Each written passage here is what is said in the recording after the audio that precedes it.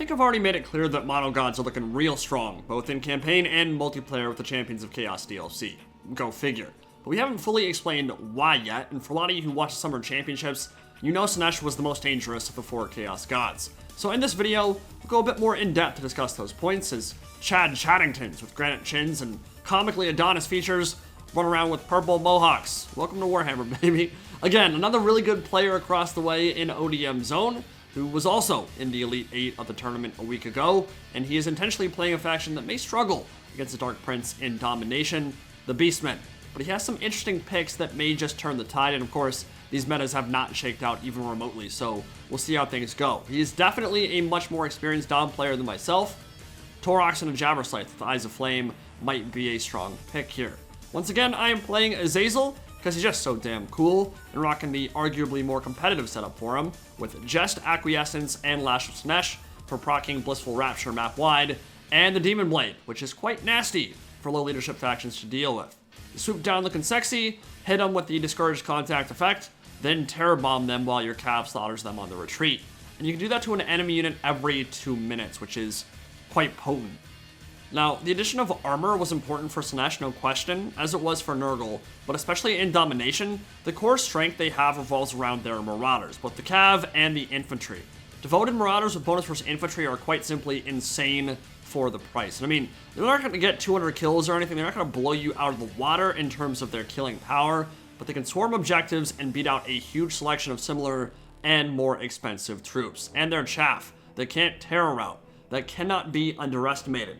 So when you combine that whole package, it's hard to get them off objectives, and their support is otherworldly too. They'll have some help from Chaos Warriors in this battle, and Chosen will come out to play a little bit later, and I love this model. They look freaking dope. Just swaggy as balls, and if you know anything about Slaaneshi balls, you know they're pretty swaggy. So let's take a look at the Cav. Basic Hellstrider is also an amazing unit for the price. Dangerous in large numbers, powerful buffs that accrue as Soul Hunter starts kicking in. They're dangerous to light armor anything, really. And they're usually supported by something truly scary that can rotate to help them in a heartbeat, like the Prince of Damnation or Seekers of Slaanesh. So you think about all these tools working in concert. If microed half decently, there are so many bodies on the field that are well known for their cost efficiency and ability to trade upwards. It can be very hard to deal with, and that's kind of the bread and butter of this game mode. Really multiplayer at large.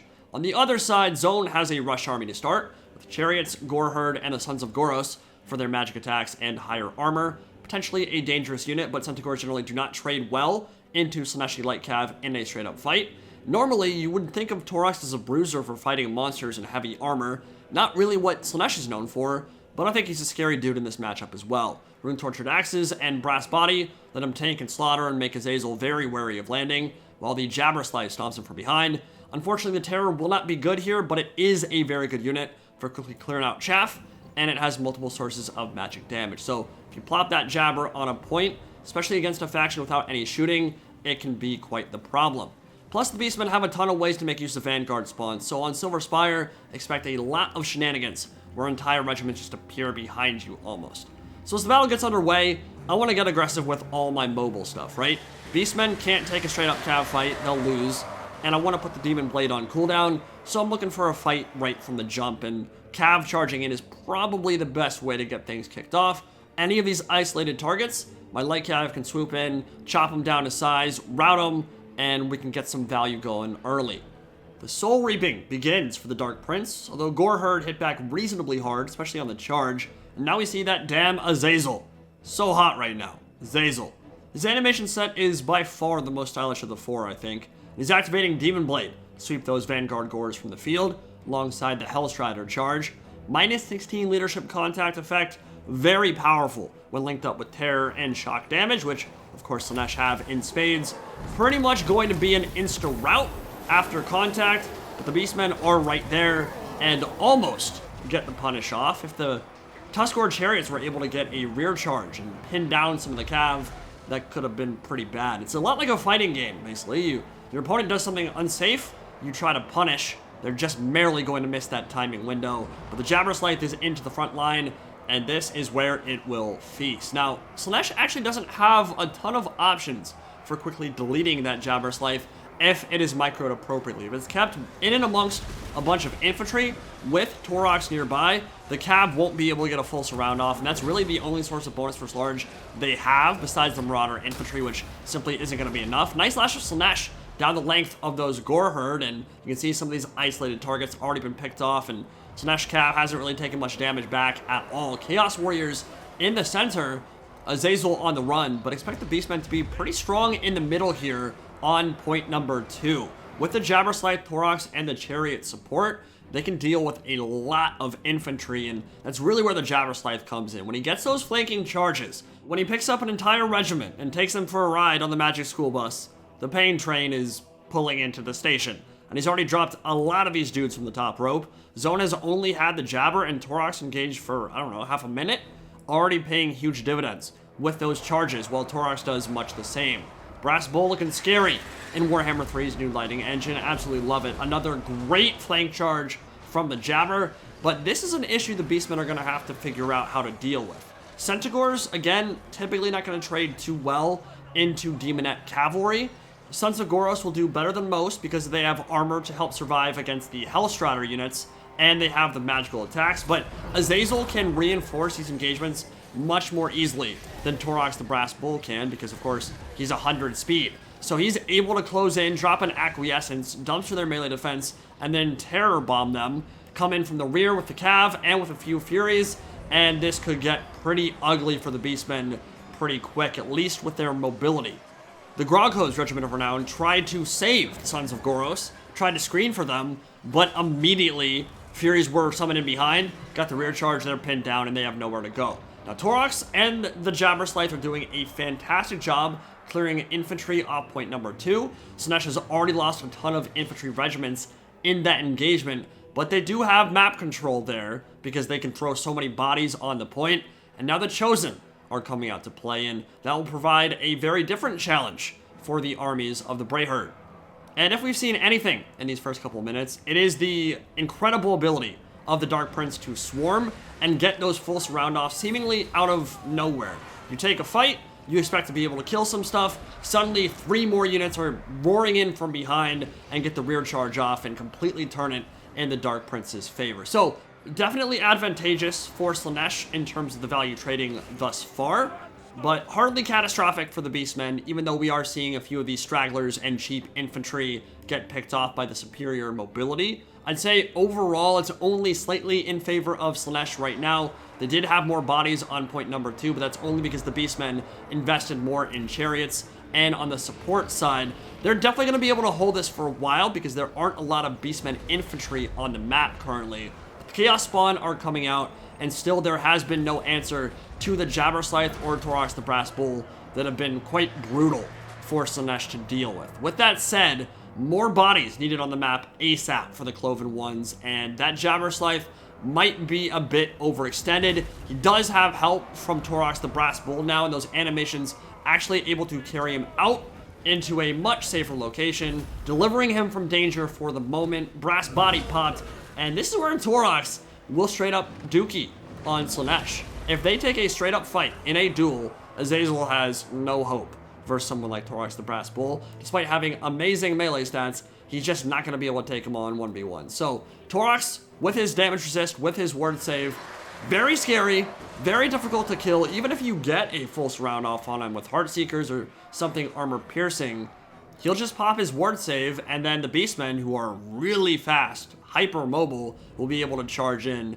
and punish those Heartseekers 9 times out of 10. So interesting stuff here brewing on point number 3. The Cav is going to move all the way into the back part of that capture objective and make sure that the Beastmen can't close the gap in time. The longer they stay out of melee while still contesting the point, the better it's going to be for Slaanesh as we move into the mid and late stages of this battle. And all they're trying to do right now is buy time for the Prince of Damnation to come in on his angelic wings and share some love with the world. First, whips and chains excite him, then smash him around with the Demon Blade, cause some terror routes, and these Brayherd are in a world of pain and suffering, which is just how the Dark Prince likes it.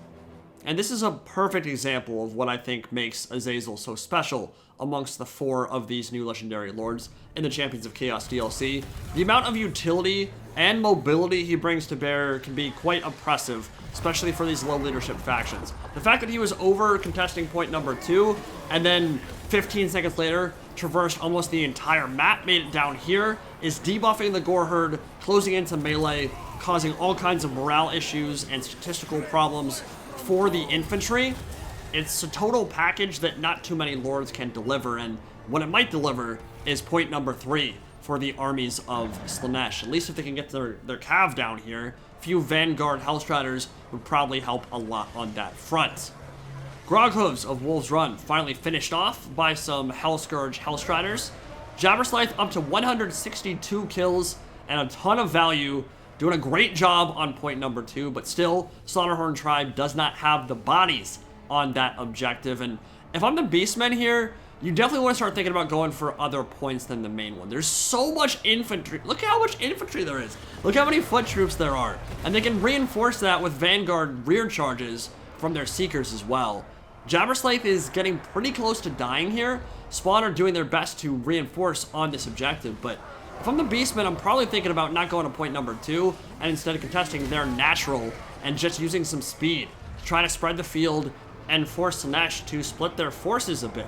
Because right here in the center, around those Chosen, with all these Hellstriders on the point as well, there's no way the Beastmen are going to be able to get enough bodies to push through, especially against Forsaken coming in. Just so many reinforcements. The Jabber just routed off. So needs to be a change in mindset and game plan here, and I think we'll probably see that from the Beastmen pretty soon. The question is, will Slaanesh allow for it?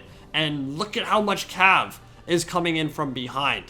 This is a really good map for Vanguard factions, and Slaanesh has the benefit of a ton of Vanguard units. Seekers can spawn in, and within 5 seconds be ready for a rear charge. So Taurox is having the time of his life right now. He loves killing Slaaneshi troops. Khorne and Slaanesh have long had a big rivalry for the Ruinous Pantheon in the Chaos Realms, and so far there hasn't really been an answer to him as he begins to slaughter anew. But Slaanesh can kind of afford to ignore him for now, because he's not going to be able to completely butcher an entire unit of Chosen or anything that quickly. And their main job right now is just prevent the Beastmen from getting bodies onto any of the objectives. And with their lead in terms of damage value, and with the fact that the Beastmen haven't brought a ton of infantry, I believe they brought 5 or 6 units in the main army, but only a few as reinforcements to focus on that mobility, they're having a real hard time contesting these points. Score at the moment is 3,200 for the dudes in purple and 1,700 for the Brayherds. Azazel has landed for the 3rd or 4th time this battle, trying to terror bomb the Gore Herd, but Chaos Spawn are there, and this could get very dangerous for the Prince of Damnation, because Taurox the Brass Bull has the mass and the animations to carry through numberless hordes and probably get some good attacks in from behind. Slaanesh beginning to resummon their troops so they have more for this final push into the enemy spawn to prevent them from getting to point number 2. If they hold that, they're probably going to win, because capturing the natural, the only way they could do that is with a huge horde of Centaurs, and I'm not sure how much supply the Brayherds have at this point. But Slaanesh has lost a lot in these engagements too. The good thing for them is they have a full surround off on Taurox, which should screen for Azazel to escape, but he took a lot of damage in that duel. More Vanguard troops coming in from behind, which is a really nice way to contest the point, but gonna be difficult to dislodge all those Hellstriders from the objective. And they're just getting stuffed up in their spawn, but this could be big here. Azazel's probably going to fall, and he's 3,000 gold. So Elash Slaanesh drop down to try to create some space. But the Poison Warhounds have a full surround off. Now Taurox is licking his lips in anticipation. Khorne is watching from his skull throne, very pleased, and immediately just dropped from behind. I mean, kind of clumsy from Azazel there. Taurox is going to finish him off in this duel. Acquiescence and Demon Blade will not be enough. He landed in the wrong neighborhood, and the Beastmen are going to punish him. One interesting thing here, Azazel is a Demon Prince, but we're not going to see him sent back to the Warp. He's treated like a mortal in some respects. I don't know why I see his body. He is a pure demon at this point. He should disappear back into the void, if I'm not mistaken, anyway. But hey, if it means we get to see his booty a bit more, then I guess I'm not too upset about it. Forsaken, with their pink crab claws, doing a great job against the Goreherd. I think that's not a fight Goreherd would ever win. Forsaken are really good at killing low armor infantry. Chosen, Chaos Warriors, tons more bodies thrown onto objective number 2, and with no pressure being put on the Slaanesh natural, I think this is soon going to be a clean sweep and maybe even a triple cap if the Dark Prince decides to send some cav down to objective number 3. Taurox has been scary all game long. Brass body keeping him survivable in the situations that most lords would not be able to survive in. Seekers had a full surround but just couldn't really do too much to him. He didn't really care. But to be fair, Slaanesh didn't really care about Taurox this game. They mostly just ignored him until Azazel got butchered by the Slaughter Horn from behind. Now the Chosen, we're going to get a nice little close-up of them because their models are just absolutely fantastic. Scimitars flashing in the sun, and now Goreherd will learn the true depths of perfection, and that will be the final toll. About 5,000 to 2,500 or so, and Slaanesh was pretty dominant in that matchup. And I think it's a good showcase for what Slaanesh is going to try to do in Domination and what makes them so powerful in a game mode like this one. They're strong in land battles right now too. Don't get me wrong, they're good there.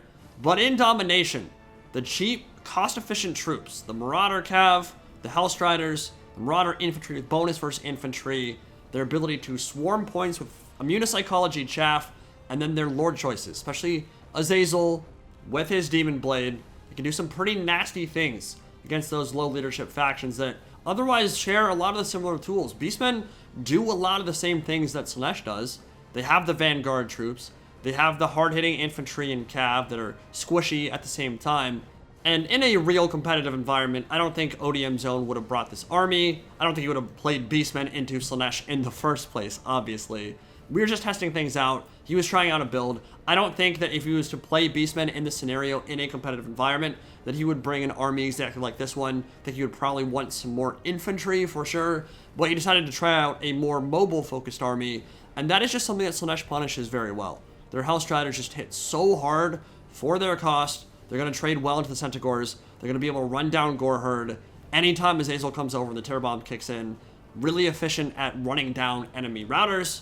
All that stuff is just really hard for the Beastmen to deal with. So, one thing I will say is I love seeing Taurox and the Jabberslythe. Jabber was pretty good this game. It ended up getting swarmed by the Hellstriders and surrounded and cut off from the rest of the army. With a more normal Beastman build, I think you would have seen more infantry to support it, and then it would have had a chance to accrue even more value. But I think it will have some really interesting applications in Domination mode just because it's so good at clearing points. Maybe not even so much against Slaanesh. It is good there, don't get me wrong, but one of its most important attributes, Terror, doesn't really play any factor against the Dark Prince. So think about other factions like Skaven, for instance, being able to quickly clear an entire point with Terror, get that Mortis Train effect going in. I think the Jabber will definitely see a lot of play for the Beastmen in Domination mode, and Taurox the Brass Bull has just always been a really good lord. So yeah, just trying things out in this one, but I think a good showcase for what makes Slaanesh so strong in Domination, and a GG to ODM Zone, who is a very talented player and is without question a better Domination player than myself. Hope you guys enjoyed.